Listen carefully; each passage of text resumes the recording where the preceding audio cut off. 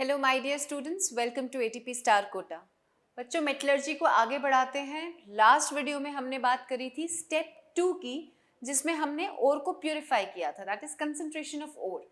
तो अब हमारी सिचुएशन क्या है कि हमारे पास कंसंट्रेटेड ओर है, यानी प्यूरिफाइड ओर है जिसमें से हमने इम्प्योरिटी को अलग कर दिया है।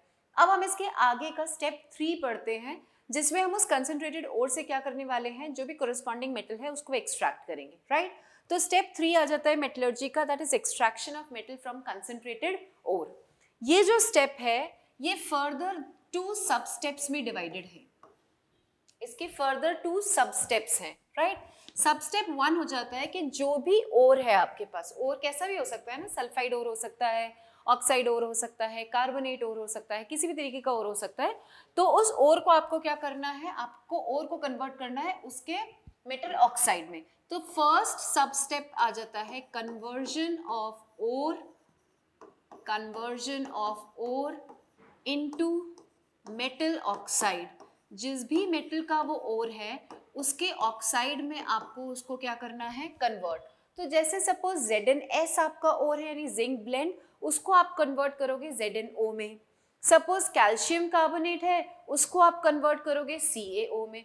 अगर ZnCO3 है तो उसको आप कन्वर्ट करोगे ZnO में। तो जो भी ओर है, क्योंकि ओर ज्यादातर कैसे हैं, सल्फाइड्स हैं, कार्बोनेट्स हैं, तो जो भी ओर है आप उसको उसके कोरिस्पॉन्डिंग ऑक्साइड में, मेटल ऑक्साइड में कन्वर्ट करोगे। ये पहला सब स्टेप हो जाता है।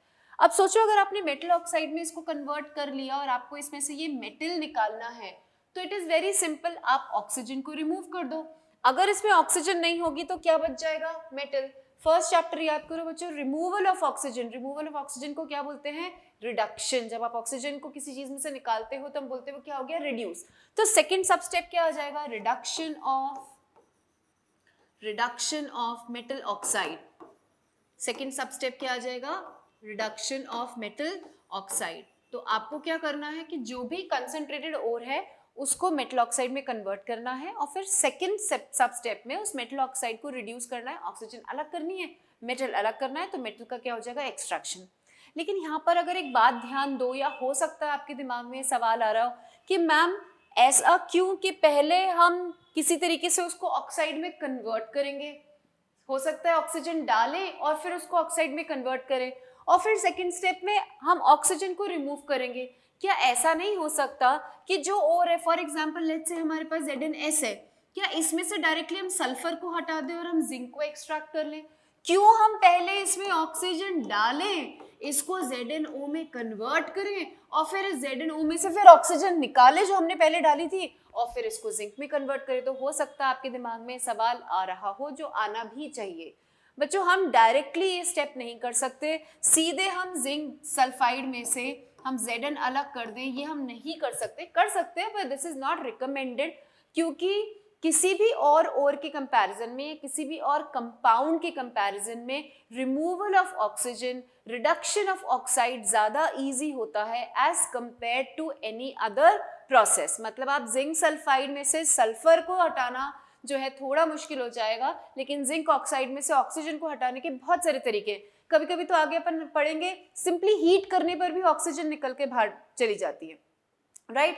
तो reduction of oxide and hence extraction of metal from metal oxide is relatively very very easy as compare to extraction of metal from any other kind of compound. तो किसी सल्फाइड में से मेटल को निकालना, किसी कार्बोनेट में से metal को निकालना उतना इजी नहीं है जितना इजी ऑक्साइड में से मेटल को निकालना है। तो हम ये प्रोसेस ऐसे ही करते हैं कि हम पहले उस ओर को उसके मेटल ऑक्साइड में कन्वर्ट करते हैं और फिर रिमूवल ऑफ ऑक्सीजन करके मेटल को एक्सट्रैक्ट करते हैं, ठीक है। तो हम एक एक करके दोनों सब स्टेप्स डिटेल में पढ़ेंगे। पहला ले लेते हैं अपन, फर्स्ट आ जाएगा conversion of ore into metal oxide.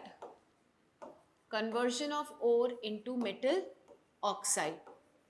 तो जो भी ओर है आपको क्या करना है, उसको मेटल ऑक्साइड में कन्वर्ट करना है। इसके 2 तरीके हैं, देयर आर 2 मेथड्स, ठीक है। पहला मेथड हो गया, ये इंपॉर्टेंट है बच्चों, इनको इंपॉर्टेंट मार्क करना।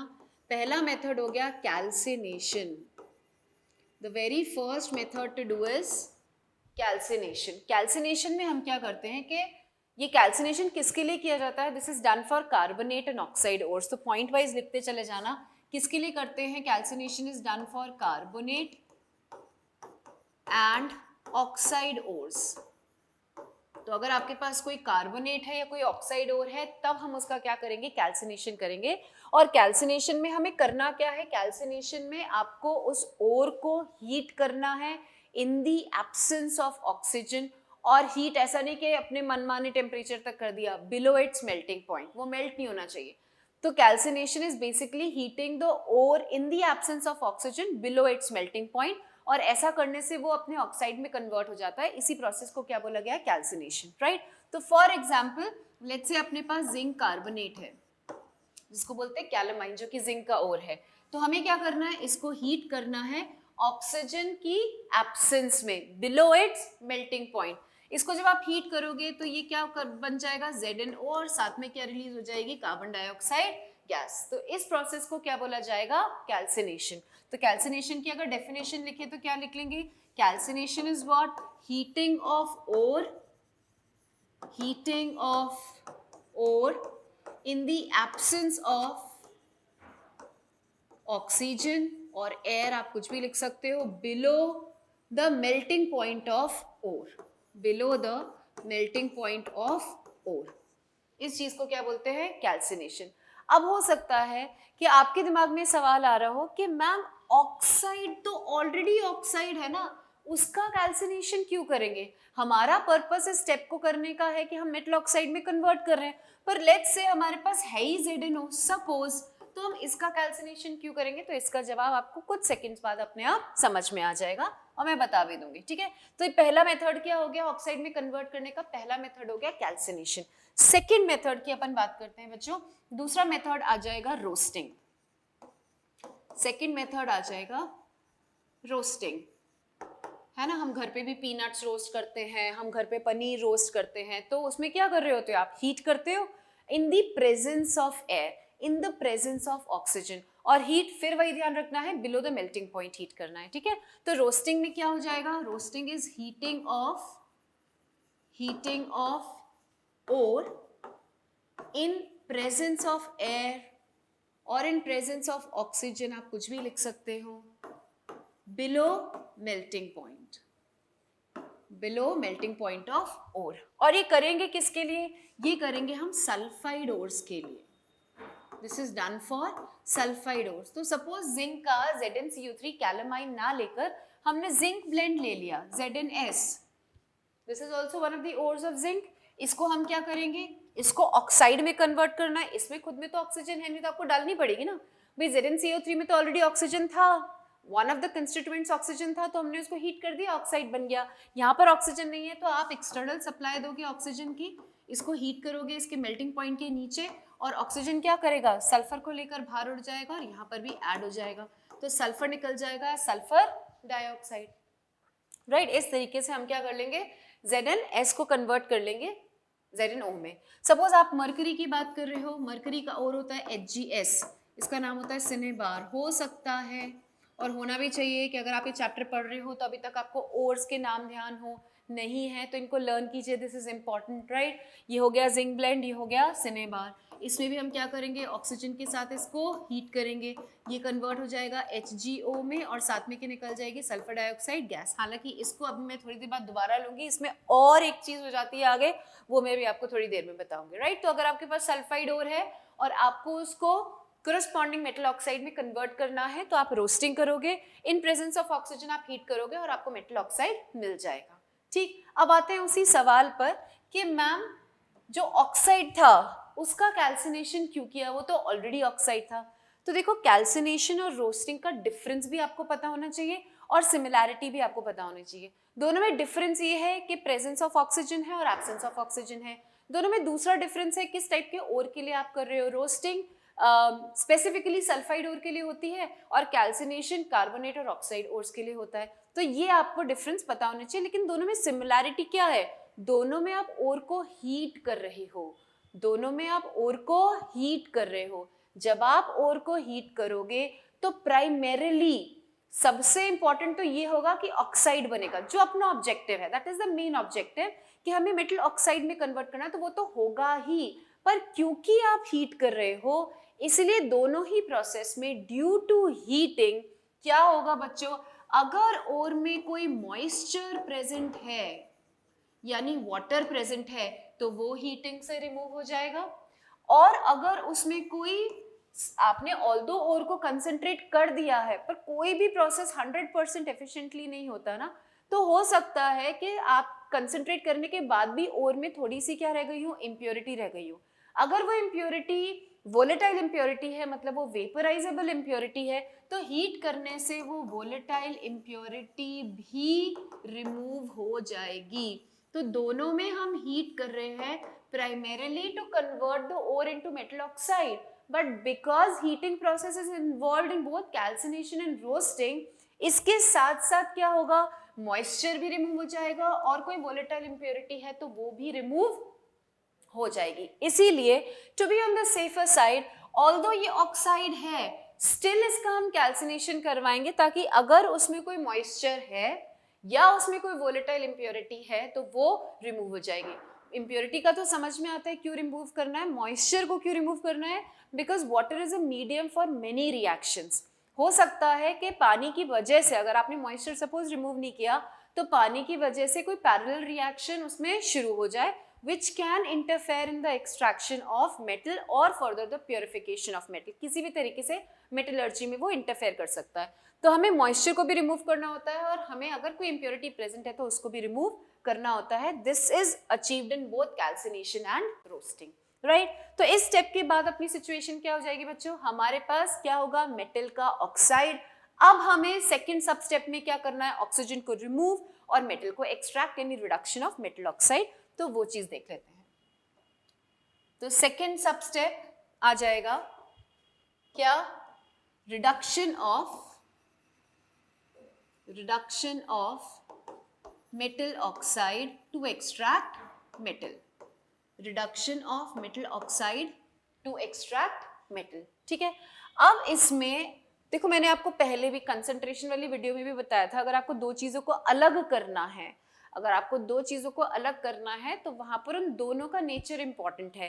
जैसे ओर और गैंग को अलग करना था तो ओर का क्या नेचर है, गैंग का क्या नेचर है, ये ध्यान में रखना था। यहाँ पर आपको मेटल और ऑक्सीजन को अलग अलग करना है तो आपको ऑक्सीजन का तो जो ऑक्सीजन है वो तो है ही, मेटल का नेचर अलग अलग हो सकता है ना। हो सकता है कोई मेटल हाईली रिएक्टिव हो सकता है मेटल मॉडरेटली रिएक्टिव हो सकता है मेटल लेस रिएक्टिव हो। तो इसमें अपन को तीन कैटेगरी वाइज पढ़ना पड़ेगा, ऐसे ब्लाइंडली कोई भी मेथड किसी के लिए यूज नहीं कर सकते। तो यहाँ पर जो भी मेथड आएगा that method will depend upon the reactivity of the metal। तो हम क्या मेथड अडॉप्ट करें, किस मेथड से उस ऑक्साइड को रिड्यूस करें, ये डिपेंड करेगा on the reactivity of the metal. तो तीन कैटेगरीज आ गई रिएक्टिविटी की, तीन कैटेगरी वाइज हम पढ़ेंगे। पहली कैटेगरी क्या है, रिडक्शन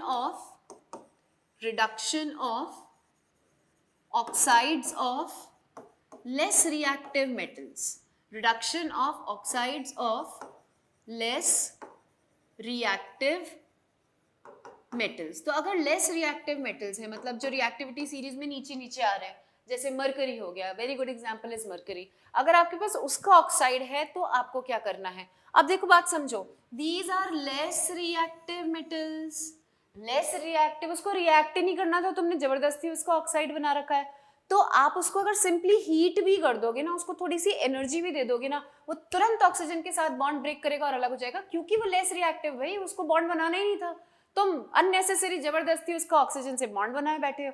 तो वो क्या करेगा, मौका मिलते ही ऑक्सीजन के साथ बॉन्ड ब्रेक करेगा और मेटल अलग और ऑक्सीजन अलग। बहुत आसान है इनको रिड्यूस करना, यानी इनका जो रिडक्शन होगा, reduction of oxides of less reactive metals, this can be done by simply heating the oxide.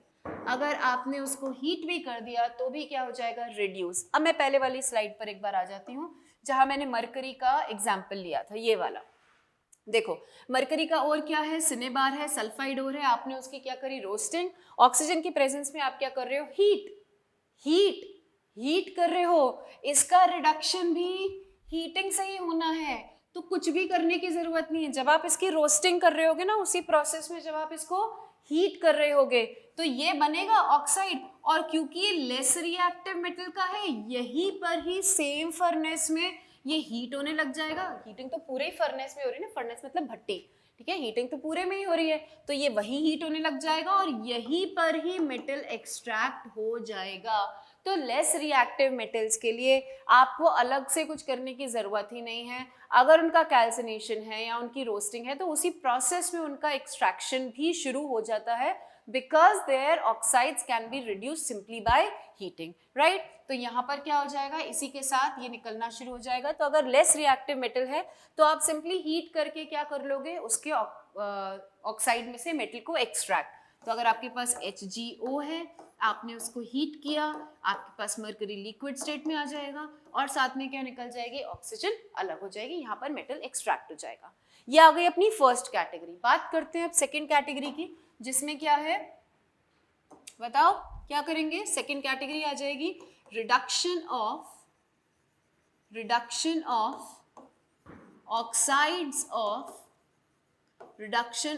oxides of what, moderately reactive metals, moderately reactive metals, यानी अब वो मेटल्स जो मिड ऑफ द सीरीज में आ रहे हैं, वो metals जैसे chromium हो गया, मैंगनीज हो गया, आयरन हो गया, इनकी मैं बात कर रही हूँ, विच आर मॉडरेटली रिएक्टिव, ना लेस ना हाईली रिएक्टिव। इनके लिए सिंपली हीटिंग से काम नहीं चलेगा क्योंकि इनकी रिएक्टिविटी थोड़ी ज़्यादा है, इनका जो कंपाउंड होगा वो थोड़ा ज़्यादा स्टेबल होगा, जो इनका ऑक्साइड होगा वो ज़्यादा स्टेबल होगा, तो सिंपली हीट करने से हम उसको नहीं तोड़ सकते। इनके लिए आपको क्या करना पड़ेगा, इनके लिए आपको करना पड़ेगा chemical reduction, they are reduced chemically. इनके लिए क्या परफॉर्म करना पड़ेगा, केमिकल रिडक्शन। तो केमिकल रिडक्शन का मतलब क्या होता है बच्चों, chemical reduction means reduction with the help of a reducing agent.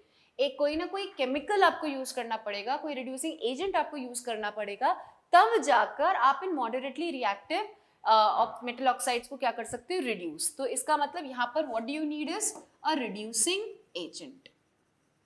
इनके लिए आपको क्या चाहिए, इनके लिए आपको एक रिड्यूसिंग एजेंट चाहिए। अब 3 कॉमन रिड्यूसिंग एजेंट्स होते हैं। सबसे पहला आता है कार्बन यानी कोक।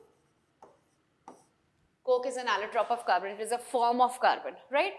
तो हम क्या कर सकते हैं, हम कार्बन को यूज करके उस मेटल ऑक्साइड को रिड्यूस कर सकते हैं। फॉर एग्जाम्पल लेट्स से आपके पास Fe2O3 है, इसमें आपने क्या मिलाया, कोक, क्या किया, हीट, और हीट करने से कार्बन की टेंडेंसी ऑक्सीजन से रिएक्ट करने की बहुत ज्यादा है, तो वो क्या बन जाएगा, उसको लेकर CO2 बन जाएगा और आयरन आपका अलग से एक्सट्रैक्ट हो जाएगा, राइट। तो यहाँ पर इस तरीके से आप मेटल को एक्सट्रैक्ट कर सकते हो। This is important method.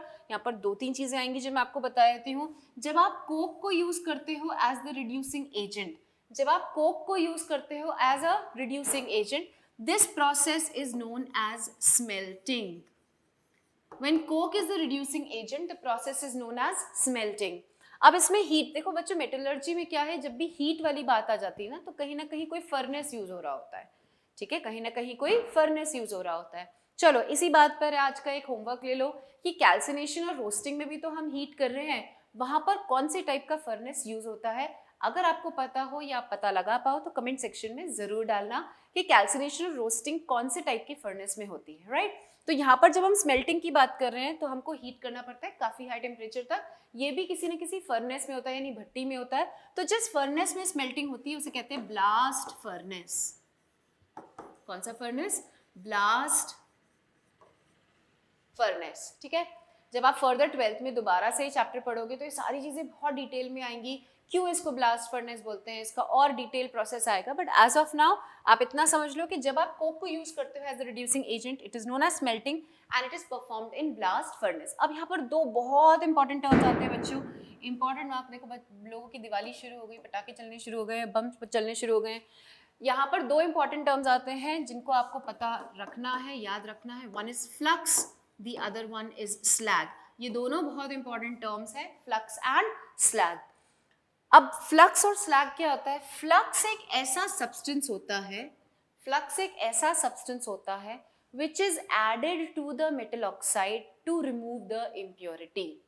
देखो ऑल्दो हम प्योरिफिकेशन का प्रोसेस पहले कर चुके हैं, पर मेटलर्जी बहुत लंबा प्रोसेस है ना, हर स्टेप बहुत लंबा है। तो ये पॉसिबिलिटी होती है कि एक तो पॉसिबिलिटी ये है कि प्योरिफिकेशन अच्छे से ना हुआ हो, उसमें कुछ ट्रेसेस ऑफ इम्प्योरिटी रह गई हो। दूसरी कि हो सकता है वो इम्प्योरिटी अपने आप में ऐड कर ले, क्योंकि लंबा प्रोसेस है, एयर से एक्सपोजर है, बहुत सारी चीज़ें साथ में चल रही हैं, तो हो सकता है उसमें इम्प्योरिटी ऐड हो गई है। एनी हाउ हर स्टेप में हमें ये देखना पड़ता है कि हो सकता है इम्प्योरिटी हो, हमें उसको क्या करना पड़ता है, रिमूव करना पड़ता है। तो जब हम Fe2O3 की बात करते हैं तो यूजुअली Fe2O3 के साथ जो इम्प्योरिटी एसोसिएटेड होती है वो होती है सिलिका, रेत, SiO2, राइट। तो Fe2O3 तो है मेटल ऑक्साइड जिसमें से हमको मेटल को निकालना है, उसमें बहुत बार क्या होता है, सिलिका एज इम्प्योरिटी प्रेजेंट होता है, तो इसको हमें रिमूव करना होता है। इम्प्योरिटी को रिमूव करने के लिए जो सब्सटेंस आप यूज करते हो उसको क्या बोला जाता है, flux. So flux is a substance which is added to the metal oxide to remove the impurity. अब ये रिमूव कैसे करेगा, ये फ्लक्स इस इम्प्योरिटी से रिएक्ट करेगा, ये फ्लक्स इस इम्प्योरिटी से रिएक्ट करेगा। इम्प्योरिटी क्या है इस एग्जांपल में, SiO2। SiO2 का नेचर मैं आपको पहले भी बता चुकी हूँ, it is acidic in nature, silicic acid बनाता है वो एसिडिक नेचर का है। तो एसिडिक कोई सब्सटेंस है तो इसको रिमूव करने के लिए मुझे कोई बेसिक सब्सटेंस यूज करना पड़ेगा, वो बेसिक सब्सटेंस क्या हो जाएगा, फ्लक्स हो जाएगा। जैसे फॉर एग्जांपल अगर यही आपको एग्जांपल दूं तो अपने पास SiO2 तो क्या हो गया भाई, इम्प्योरिटी हो गई, ये तो इम्प्योरिटी है जिसको मुझे रिमूव करना है। क्योंकि एसिडिक है मैं सामने क्या लूंगी, कोई ना कोई बेसिक सब्सटेंस ले लो, तो मैंने ले लिया कैल्शियम ऑक्साइड, लाइम, या हिंदी में जिसको बोलते हैं चूना, which is very commonly available और हम बहुत इजीली इसको यूज कर सकते हैं। तो आप जिस सब्सटेंस को यूज कर रहे हो टू रिमूव द इम्प्योरिटी, वो उस केस में क्या लिखा जाएगा, वो उस केस में हो जाएगा फ्लक्स। अब इन दोनों के बीच में रिएक्शन होगा और ये कोई ना कोई कंपाउंड बनाएंगे, उस कंपाउंड को बोला जाता है क्या, स्लैग। तो यहाँ पर बन जाएगा कैल्शियम सिलिकेट, राइट, ये क्या हो गया, ये हो गया स्लैग। क्या ये बात आ रही है समझ में? तो flux is the substance which is added to the metal oxide, or it is added during metallurgy to remove the impurity, and when it reacts with the impurity it forms a fusible substance, it forms a substance which is known as a slag। और ये slag important भी होता है, ये slag lighter होता है as compared to the extracted metal। जैसे यहाँ पर आयरन एक्सट्रैक्ट हो रहा है तो ये जो slag है ये आयरन से क्या है, लाइटर, तो ये आयरन के ऊपर एक लेयर बना लेगा। इससे क्या होगा, आयरन, अब तुम देखो अगर अच्छे से विजुअलाइज कर पाओ ना इस मेथड को, तो इसको अच्छे से विजुअलाइज करो, इसमें बहुत सारे रिएक्शंस एक साथ चल रहे होंगे। ये फर्नेस में चल रहा होगा जिसमें टेम्परेचर क्या चल रहा होगा, बहुत हाई चल रहा होगा, राइट। तो इसमें क्योंकि आप CaO भी डाल रहे हो, इसमें SiO2 भी है, इसमें ये भी बन रहा है, इसमें ये भी है, इसमें आपने कार्बन भी डाल दी, बहुत सारी चीजें डाल दी, हीट भी कर रहे हो, तो एक रिएक्शन के साथ साथ क्या होता है, बहुत बार पैरेलल रिएक्शन शुरू हो जाती है। तो जो एक्सट्रैक्टेड मेटल है आयरन, उसका फर्दर किसी और से कोई और रिएक्शन ना हो, इसके लिए it is important to maintain that layer of slag over the extracted metal.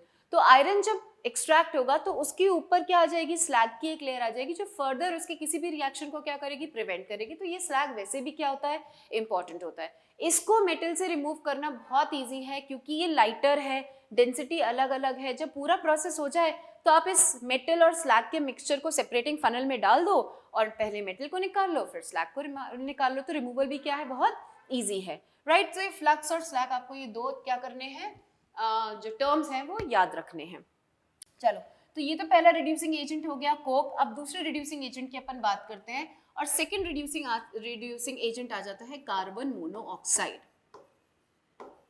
Carbon monoxide, right. Same वही एग्जांपल लेते हैं, लेट्स से अपने पास Fe2O3 है, इंस्टेड ऑफ कोक हमने क्या यूज कर लिया, CO। यहाँ पर भी हम हीट करेंगे, आयरन है और निकल जाएगा और साथ में CO किस में कन्वर्ट हो जाएगा, ऑक्सीजन लेकर CO2 में कन्वर्ट हो जाएगा।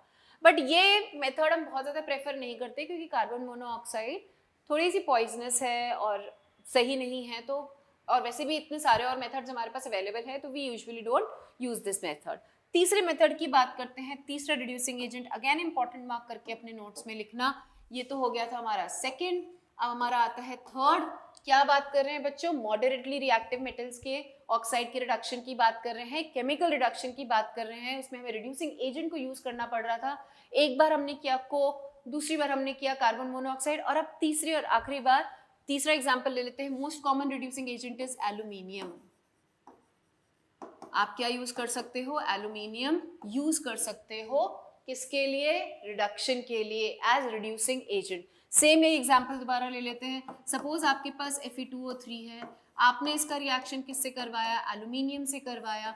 Aluminium being more reactive than iron, वो क्या करेगा, ऑक्सीजन ले लेगा और आयरन एक्सट्रैक्ट हो जाएगा, right, simple, based on the displacement, a more reactive metal is displacing a less reactive metal, तो वो चीज हो जाएगी और आपका जो मेटल है वो यहाँ पर एक्सट्रैक्ट हो जाएगा। कुछ कुछ बातें इंपॉर्टेंट हैं इस प्रोसेस के बारे में। सबसे पहले तो इसका नाम, जब आप एल्यूमिनियम यूज कर रहे हो एज द रिड्यूसिंग एजेंट, तो इस पूरे रिडक्शन प्रोसेस को बोला जाता है, या तो आप बोल सकते हो एल्यूमिनोथर्मी, एल्यूमिनोथर्मी, और more commonly it is known as thermite process. Thermite reaction बोल सकते हो, थर्माइट प्रोसेस बोल सकते हो। कब बोलोगे, जब आप एल्यूमिनियम को यूज कर रहे हो as the reducing agent. Now why it is called thermite process, because it is highly highly highly exothermic process. इसमें बहुत ज़्यादा हीट रिलीज होती है, इतनी ज़्यादा हीट रिलीज होती है कि जो प्रोडक्ट्स हैं वो मोल्टन स्टेट में मिलते हैं। आयरन भी आपको मिलेगा तो मोल्टन स्टेट में मिलेगा, Al2O3 भी मिलेगा तो आपको मोल्टन स्टेट में मिलेगा। तो it is highly exothermic, heat release होती है, heat thermal energy, that is why it is called thermite process. Initially इस प्रोसेस को इनिशिएट करने के लिए आपको हीट देनी पड़ती है, छोटा सा कोई ब्लास्ट करवाना पड़ता है या कुछ इग्निशन के लिए मिक्सचर डालना पड़ता है, बट व्हेन इट स्टार्ट्स, जब ये होने लगता है तो ये बहुत ज़्यादा एनर्जी रिलीज करता है, 3000 डिग्री सेल्सियस तक का टेम्परेचर ये इसमें आ जाता है, और इसलिए इसको हम क्या बोलते हैं, thermite process, because thermal energy इसमें रिलीज हो रही होती है। अब इसमें हो सकता है अगेन तुम्हारे दिमाग में सवाल आ रहा हो, नहीं आ रहा, मैं ये बार बार इसलिए बोलती हूँ क्योंकि मैं चाहती हूँ कि ये सवाल तुम्हारे दिमाग में आए। जिस दिन ये सवाल आने लग जाएंगे ना तुम्हारे दिमाग में कि मैम ऐसा क्यों, आप तो बोल रहे हो कि सिंपल डिस्प्लेसमेंट का रिएक्शन है, aluminium being more reactive than iron उसको डिस्प्लेस कर रहा है, तो आपने एल्यूमिनियम ही क्यों लिया, आप सोडियम ले सकते थे, आप पोटेशियम ले सकते थे, आप कैल्शियम ले सकते थे, आप मैग्नीशियम ले सकते थे, आप कोई भी मेटल ले लो ना जो आयरन से ज्यादा रिएक्टिव है, वाई एल्यूमिनियम। और इंपॉर्टेंट भी बोल रहे हो क्योंकि उसके कुछ क्या है रीजंस। पहली बात तो एल्यूमिनियम क्या है, most abundant metal in the earth's crust, तो मिलना उसका आसान है, वो थोड़ा लेस एक्सपेंसिव है, राइट। दूसरी इंपॉर्टेंट चीज ये है कि ये जो Al2O3 बनता है, ये जो Al2O3 बनता है ये क्या होता है, lighter than the extracted metal, और इसको मेटल से रिमूव करना क्या है हमारे लिए बहुत इजी है। ये फर्दर मेटल को भी क्या करता है, प्रोटेक्ट करता है, उसके ऊपर एक लाइटर लेयर बनाता है, और कोई भी कंटामिनेशन नहीं है। Al2O3 can not contaminate this extracted metal. जैसे अपन ने लास्ट मेथड पढ़ा था, कौन सा, कोक वाला, इसमें क्या होता है, ये जो कार्बन आप यूज कर रहे हो ना, ये एक्सट्रैक्टेड मेटल में बहुत बार एज इम्प्योरिटी ऐड हो जाता है, it may contaminate the extracted metal as impurity, carbon है, कोयला है, राइट, तो क्या करेगा ये, एज इम्प्योरिटी उसमें ऐड हो सकता है। लेकिन इस केस में, एल्यूमिनियम के केस में, Al2O3 does not contaminate the extracted metal and removal of Al2O3 from the extracted metal is very easy. तो हम यहाँ पर इन सारे रीजंस की वजह से, अवेलेबिलिटी हो गया, लेस एक्सपेंसिव हो गया, इन सारे रीजंस की वजह से हम एल्यूमिनियम को प्रेफर करते हैं एज रिड्यूसिंग एजेंट, ठीक है। तो ये तो बात हो गई किसकी, reduction of metal oxides of what, moderately reactive metals. अब तीसरी कैटेगरी लेते हैं, देखो लेस रिएक्टिव पढ़ लिया सिंपली हीट करके, मॉडरेटली रिएक्टिव पढ़ लिया एक रिड्यूसिंग एजेंट यूज करके यानी केमिकल रिएक्शन से। अब तीसरी और आखिरी कैटेगरी आ जाती है स्टेप में, reduction of oxides of highly reactive metals, ठीक है। तो थर्ड आ जाता है क्या, थर्ड कैटेगरी इसमें, that is reduction oxides of highly reactive metals. Highly reactive metals मतलब जो रिएक्टिविटी सीरीज में ऊपर आ रहे हैं, जिनकी रिएक्टिविटी बहुत ज्यादा है। Most common example is aluminium itself. Aluminium बहुत कमर्शियली इंपॉर्टेंट भी है हमारे लिए और हाईली रिएक्टिव है, तो उसका अपन एग्जांपल यहाँ पर ले सकते हैं। अब हाईली रिएक्टिव मेटल है, उसकी तो टेंडेंसी है रिएक्ट करना, तो वो ऑक्सीजन के साथ क्या करेगा, बहुत स्ट्रॉन्ग बॉन्ड बना के रहेगा, यानी इसके जो ऑक्साइड्स होते हैं वो हाईली स्टेबल है। हाईली रिएक्टिव मेटल के ऑक्साइड्स हाईली स्टेबल है, तो अब केमिकल रिडक्शन से भी काम नहीं चलेगा, एक सिंपल रिड्यूसिंग एजेंट को यूज करके भी काम नहीं चलेगा। यहाँ पर आपको क्या करवाना पड़ता है, इलेक्ट्रोलाइटिक रिडक्शन।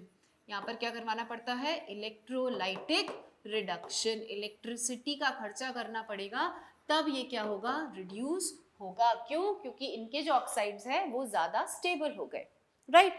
अब इलेक्ट्रोलाइटिक रिडक्शन, अगर आपने बेसिक प्रोसेस पढ़ा हुआ है इलेक्ट्रोलाइसिस का, इसकी बात नहीं कर रही हूँ मैं, इन जनरल इलेक्ट्रोलाइसिस की बात कर रही हूँ कि इलेक्ट्रोलाइसिस क्या होता है, आपने इलेक्ट्रिसिटी पास कर रहे हो, इलेक्ट्रिसिटी के थ्रू आप किसी चीज को ब्रेक कर रहे हो, वो फर्दर वो रिएक्ट कर लेगी, कुछ ना कुछ प्रोडक्ट आपको दे देगी। That is simple concept of electrolysis, right.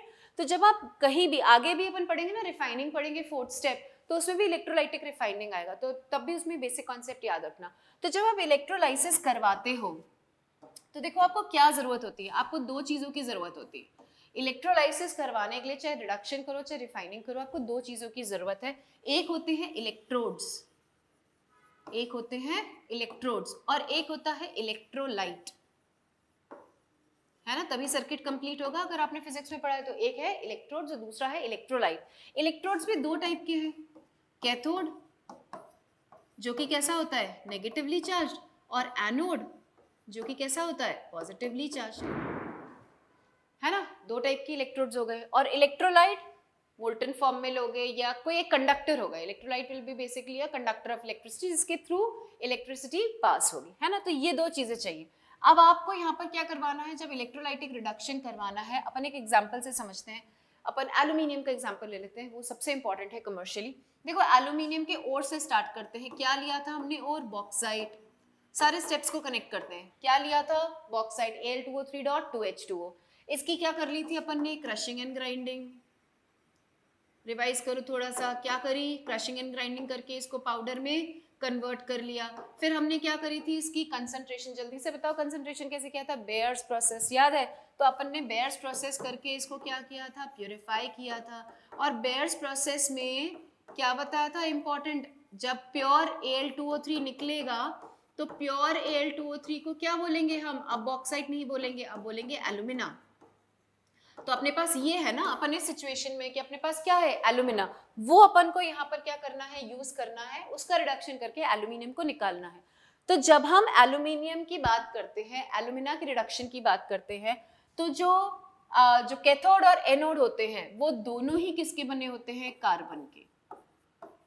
जो कैथोड और एनोड दोनों ही किसके बने होते हैं, कार्बन के। कार्बन में हम क्या लेते हैं, ग्रेफाइट लेते हैं, राइट। तो दोनों ही किसके बने हुए हैं, कार्बन के बने हुए हैं। और जो इलेक्ट्रोलाइट होता है वो ये एल्यूमिना ही होता है, जिसका हमको रिएक्शन करवाना है वही इलेक्ट्रोलाइट के फॉर्म में हम लेंगे। तो यहाँ पर इलेक्ट्रोलाइट क्या हो जाएगा, Al2O3। लेकिन बच्चों दिक्कत क्या है कि Al2O3 को आपको आप सॉलिड लोगे तो वो तो इलेक्ट्रिसिटी पास करेगा ही नहीं ना, सॉलिड से लेने से तो काम चलेगा ही नहीं। आपको Al2O3 को लेना पड़ता है मोल्टन स्टेट में, ध्यान से सुनना, ठीक है। आपको Al2O3 को लेना पड़ता है किसमें, मोल्टन स्टेट में, राइट। अब मोल्टन स्टेट में मतलब इसको मेल्ट करोगे ना, सॉलिड है उसको मेल्ट करके लिक्विड में कन्वर्ट करोगे। इसके साथ 2 दिक्कतें बच्चों। पहली दिक्कत ये है कि इसका मेल्टिंग पॉइंट बहुत हाई है, यानी आपको बहुत ज्यादा हीट करके इसको मेल्ट करना पड़ेगा। इसका मेल्टिंग पॉइंट क्या है, बहुत हाई। चलो कोई बात नहीं, बहुत हाई टेम्परेचर तक हीट कर दिया और एनी हाउ हमने इसको क्या कर दिया, मेल्ट कर दिया, किसी भी तरीके से मेल्ट करके लिक्विड स्टेट में कन्वर्ट कर दिया। स्टिल दूसरी प्रॉब्लम क्या आ जाएगी, it is a poor conductor of electricity, it is a poor conductor of electricity. तो अगर आप मेहनत करके खर्चा करके इसको मेल्ट भी कर लेते हो तो भी इलेक्ट्रिसिटी को कंडक्ट नहीं करेगा, तो पूरा प्रोसेस ही बेकार हो जाएगा, पूरा प्रोसेस ही फेल हो जाएगा। इन 2 ड्रॉबैक्स को, इन 2 प्रॉब्लम्स को ओवरकम करने के लिए हम प्योर Al2O3 यानी सिर्फ एल्यूमिना को एज इलेक्ट्रोलाइट नहीं लेते हैं। हम क्या करते हैं, एल्यूमिना में 2 चीजें मिक्स करते हैं। एक होता है cryolite, cryolite is also an ore of aluminium. इसका फॉर्मूला है Na3Al(F6)। तो एक तो हम क्या डालते हैं, हम डालते हैं क्रायोलाइट, और दूसरा क्या डालते हैं, इसमें दूसरी चीज डाली जाती है फ्लोरस्पार CaF2। ये 2 चीजें डाली जाती हैं। तो सिर्फ एल्यूमिना ना लेकर we take a mixture of alumina that is Al2O3 plus Na3Al(F6) plus CaF2। ये पूरा मिक्सचर लिया जाता है as electrolyte during this process, right. अच्छा, अब ये जो मैं पूरा आपको प्रोसेस बता रही हूँ ना, देखो एल्यूमिनियम के सारे प्रोसेस का नाम है, उनका कुछ ना कुछ नाम रखा गया है क्योंकि एल्यूमिनियम की मेटलर्जी बहुत इंपॉर्टेंट है। तो ओर हो गया बॉक्साइट, क्रशिंग एंड ग्राइंडिंग उसका तो कोई नाम है नहीं, ऑब्वियसली एक सिंपल सा मेथड है। कंसंट्रेशन, बॉक्साइट की कंसंट्रेशन का नाम हो गया या तो सरपेक्स प्रोसेस या हॉल्स प्रोसेस या कॉमनली बेयर्स प्रोसेस, जो मैंने आपको लास्ट वीडियो में बताया था। अब हम जो नेक्स्ट स्टेप कर रहे हैं एक्सट्रैक्शन वाला है, रिडक्शन वाला, ये जो मैं पूरी चीज बता रही हूँ इस प्रोसेस को बोलते हैं हॉल हेराल्ड प्रोसेस। क्या बोलते हैं? Hall Herald process. ठीक है, ये किसके लिए यूज हो रहा है? ये एल्यूमिनियम के एक्सट्रैक्शन के लिए यूज हो रहा है। कौन सा process? Hall Herald process, right. तो अभी क्या होगा कि आपने इलेक्ट्रोलाइट के फॉर्म में क्या लिया है? CaF2 यानी fluorspar, alumina Al2O3 and cryolite Na3Al(F6). अब क्रायोलाइट तो क्या करेगा? मेल्टिंग पॉइंट को कम। क्रायोलाइट तो क्या करेगा? क्रायोलाइट का ये क्वेश्चन आता है, why is cryolite added during the metallurgy of aluminium में क्वेश्चन आता है। तो cryolite is added to reduce the melting point, तो वो उसका मेल्टिंग पॉइंट क्या करेगा? कम करेगा। और फ्लोरस्पार क्या करेगा? ये CaF2 जो है ये क्या करेगा? इसकी कंडक्टिविटी इंक्रीज करेगा क्योंकि ये खुद आयनिक कंपाउंड है। तो वहां पर ये ब्रेक होकर क्या करेगा? बहुत सारे आयंस लिबरेट करेगा और आयंस आते ही जो इलेक्ट्रोलाइट है उसकी कंडक्टिविटी इंप्रूव हो जाएगी। तो इन दो का ये कारण होता है, हम इसमें ऐड करते हैं। तो ये ऐड करने के बाद दोनों प्रॉब्लम क्या हो जाएंगी? सॉल्व हो जाएंगी। अब आप सर्किट कंप्लीट करो, आपने एनोड कैथोड बना दिए, आपने इलेक्ट्रोलाइट डाल दी, ये पूरा मिक्सचर, की लगाया, स्विच लगाया, जो भी है, बैटरी लगाई, आपने पूरा सर्किट कंप्लीट किया, इलेक्ट्रिसिटी पास करी, तो रिएक्शन शुरू हो जाएगा। हालांकि मैं जितना सिंपल आपको बता रही हूँ उतना सिंपल नहीं होता क्योंकि इन तीनों का ही रिएक्शन होता है। Al2O3 का भी होता है, क्रायोलाइट का भी होता है और CaF2 का भी होता है। इनफैक्ट जब मैंने आपको अभी क्रायोलाइट बताया तो मैंने क्या बोला? It is an ore of aluminium, तो इसमें से भी तो एल्यूमिनियम निकलेगा, पर हमें इतना डिटेल में इस लेवल पर नहीं पढ़ना है। ये अगेन जब आप 12th में पढ़ोगे तो ये पूरा प्रोसेस बहुत डिटेल में आएगा, राइट। तो यहाँ पर हम सिंपली इसका रिएक्शन देख लेते हैं कि इसका रिएक्शन कैसे होगा। Al2O3 है, इसमें क्रायोलाइट और CaF2 मिला हुआ है, उसकी हमें बात नहीं करनी, हमें सिर्फ इतना पता होना चाहिए क्रायोलाइट क्यों ऐड किया है और CaF2 क्यों ऐड किया है, वो मैंने आपको बता दिया। अब आप क्या करोगे? ये आपके पास क्या है? मोल्टन स्टेट में है, इसके थ्रू आपने क्या पास करी? इलेक्ट्रिसिटी पास करी, तो ये ब्रेक हो जाएगा किसमें? एल्यूमिनियम में, और साथ में क्या रिलीज हो जाएगी? ऑक्सीजन गैस, और यहाँ पर एल्यूमिनियम का एक्सट्रैक्शन शुरू हो जाएगा। अब क्योंकि इलेक्ट्रोलाइसिस है, इसमें आप कैथोड एनोड यूज कर रहे हो, तो ये याद रखना कि जो मेटल एक्सट्रैक्ट होता है, जो मेटल एक्सट्रैक्ट होता है वो कहाँ एक्सट्रैक्ट होगा? कैथोड पर एक्सट्रैक्ट होगा, क्योंकि कैथोड कैसा है? नेगेटिव, और मेटल आयन कैसे होते हैं? पॉजिटिव। तो जब इलेक्ट्रोलाइट में रिएक्शन शुरू होता है तो मेटल आयन बनते हैं positive ion. Positive ion attract होकर कहाँ जाएंगे? कैथोड पर जाएंगे, वहां पर वो क्या करेंगे? इलेक्ट्रॉन गेन करेंगे, क्योंकि ये नेगेटिव है, ये उनमें इलेक्ट्रॉन डाल देगा, वो पॉजिटिव इलेक्ट्रॉन गेन कर लेंगे, और वो मेटल आयन किस में कन्वर्ट हो जाएंगे? अपने कोरिस्पॉन्डिंग मेटल में कन्वर्ट हो जाएंगे। तो जो मेटल एक्सट्रैक्ट होता है वो कौन से इलेक्ट्रोड पर होता है? कैथोड पर होता है, कोई भी मेटल हो। और यहाँ पर इस केस में ये ऑक्सीजन कहाँ रिलीज होगी? ये ऑक्सीजन रिलीज होगी, बोलो बच्चों, कहाँ पर? एनोड पर। ऑक्सीजन कहाँ रिलीज होगी? एनोड पर। अब फटाफट से 1 सेकंड में जल्दी से बताओ, एनोड किसका बना हुआ था? देखो एनोड बना हुआ है किसका? कार्बन का। और यहाँ पर क्या रिलीज हो रही है? Oxygen gas. तो ये कार्बन ऑक्सीजन से रिएक्ट करना शुरू करेगा और CO2 वहां पर लिबरेट होना शुरू हो जाएगी। इसलिए हमें हर थोड़े टाइम बाद जो एनोड है उसको बार बार क्या करना पड़ता है? रिप्लेस, क्योंकि वो भी कंज्यूम होती है इस पूरे प्रोसेस में, राइट। तो एनोड क्योंकि किसका बना हुआ है? कार्बन का बना हुआ है, और उस पर ऑक्सीजन रिलीज हो रही है, वो एनोड भी ऑक्सीजन से रिएक्ट करके CO2 में कन्वर्ट हो जाता है, ये दोनों आपस में रिएक्ट करके CO2 में कन्वर्ट हो जाएंगे, यानी एनोड कंज्यूम हो रहा है। तो आपको पीरियोडिकली टाइम टू टाइम क्या करना पड़ेगा? एनोड को रिप्लेस करना पड़ेगा। यूजुअली रॉड्स के फॉर्म में होती है, उनको हम बार बार क्या कर देते हैं? रिप्लेस कर देते हैं। ठीक है, क्या ये पॉइंट आ गया समझ में? तो ये क्या हो जाएगा? यहाँ पर हाईली रिएक्टिव मेटल का एक्सट्रैक्शन। तो ये पूरा प्रोसेस हो गया कौन सा? मेटलर्जी का स्टेप 3, जिसमें हमने 2 स्टेप की बात करी है। पहले हमने ओर को कन्वर्ट किया है मेटल ऑक्साइड में, और फिर मेटल ऑक्साइड को कन्वर्ट किया है या उसको रिड्यूस किया है, और क्या निकाला है? मेटल एक्सट्रैक्ट कर लिया। तो अब हम किस पोजीशन में आ गए बच्चों? अब हमारे पास वो एक्सट्रैक्टेड मेटल है, पर वो एक्सट्रैक्टेड मेटल कैसा है? इम्प्योर। इतना लंबा प्रोसेस है, कोई ना कोई इम्प्योरिटी उसमें ऐड हो सकती है, या पहले से इम्प्योरिटी चली आ रही हो सकती है, कुछ भी हो सकता है। अब हम 4th स्टेप में क्या करेंगे? उस एक्सट्रैक्टेड मेटल का प्यूरिफिकेशन यानी उसकी रिफाइनिंग, और उसको यूज करने के लायक बनाएंगे, तब तो क्या होगा? मेटलर्जी पूरी। तो वो अपन बात करेंगे नेक्स्ट वीडियो में। We will be talking about the 4th and the last step of metallurgy, that is refining of the extracted metal.